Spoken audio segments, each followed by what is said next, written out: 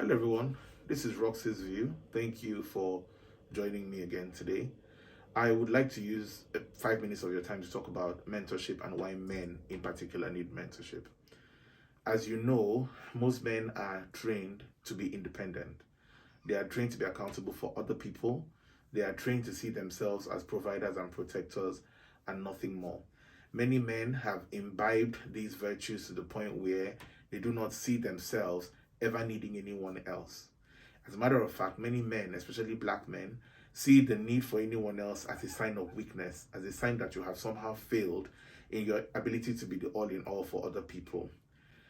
There's actually some correlation between the early onset of diseases like high blood pressure in men faster than it happens in women. In many societies, it is alarmingly significant. The reason alluded for many of these ailments is that men do not have an expression outlet. Women cry when they feel like, they yell if they feel like, they express themselves in any range of emotional expressions. Men don't have that. Men are taught to be composed, to hide their frustration, to not show fear. All of that bottled in creates internal anxiety that is bound to blow open at some point, which is one of the first reasons that I would advocate that men need a mentor.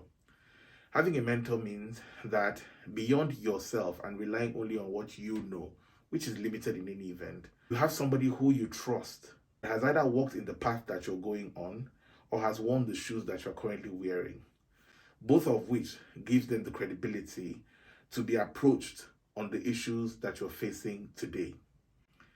Decision making is one of the hardest things that any human being has to make, not only because decisions are not always right or wrong, black or white, but sometimes both decisions may actually be correct.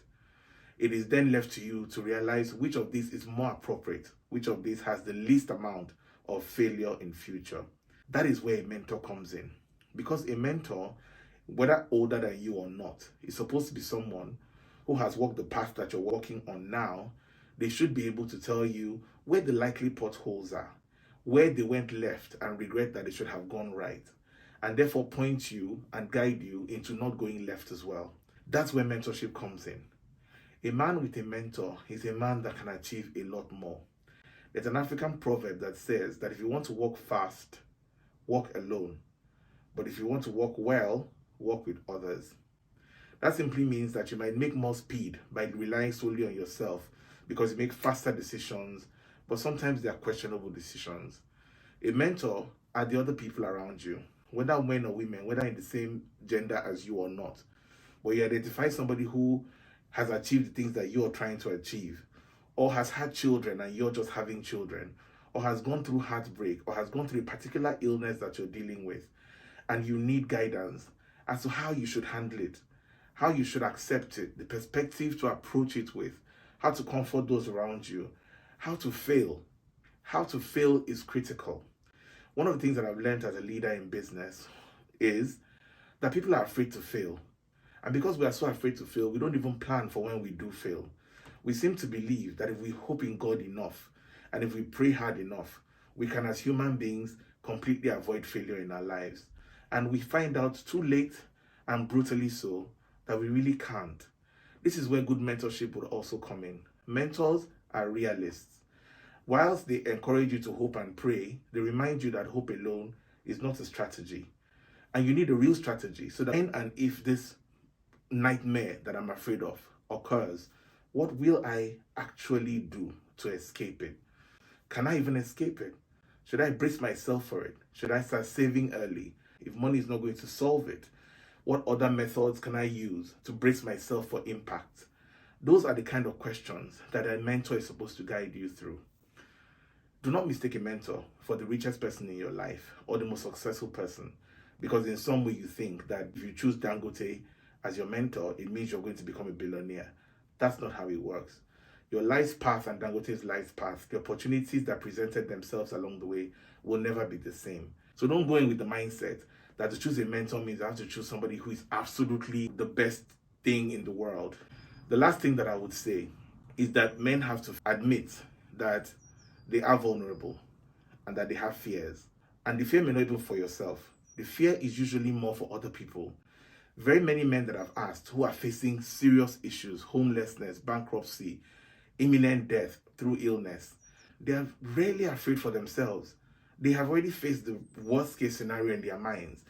But then they look around them and they see people falling apart on their behalf.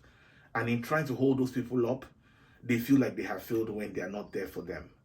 And so, one of the things that mentorship will do for you as a man is to help you to vent, to actually by yourself listen to your own voice. Sometimes we can't do it on our own. You just feel like you're being crazy if you stay in a room in front of the mirror and talk to the mirror. It feels crazy, right? But if you have a mentor who gives you 2 hours of his life every week, twice a week, just to ask you simple questions. Where were we on what you told me last time? What have you done about it? How are we moving forward? That alone, allowing you to talk, sometimes gives you the answer you didn't even know that you had inside of you. And that is the biggest significant contribution that a mentorship brings for you. The sound of your own voice shakes you into reality. Things that you're dodging and trying to avoid and not think about. When you say it out loud to someone else, it becomes reality. It then shocks you into action. Then you start thinking, what then will I do when it happens? That's what mentorship does for you. It's almost like therapy, but with purpose. Therapy is getting closure with things that have happened to you in the past. Mentorship is charting the way forward and saying, so then how do we move forward? What do we do? How do we plan and how do we prepare? And sharing life experiences. This is how I did it in my own time, etc. When you do choose a mentor, choose somebody that you can trust. Somebody who is mature enough to handle confidentiality. Mentorships only work when both parties are vulnerable, where I can tell you my life stories without hiding anything from you, and you can tell me yours when you're seeking my help. But both of us need to trust that whatever we have shared will never leave both of us, because that's the only way we can extract value. And so choose mentorship today. Look around you. When you find people that you want to mentor you, start by being clear to them that you're not going to ask them for money and that this is not an economic value you're looking for.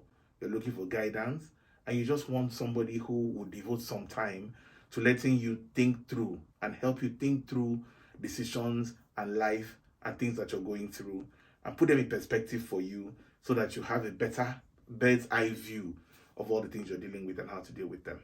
All right then, thank you for watching. As always, Roxy here. Follow me on Twitter, ROQZEE, and I look forward to all your comments and feedback as usual.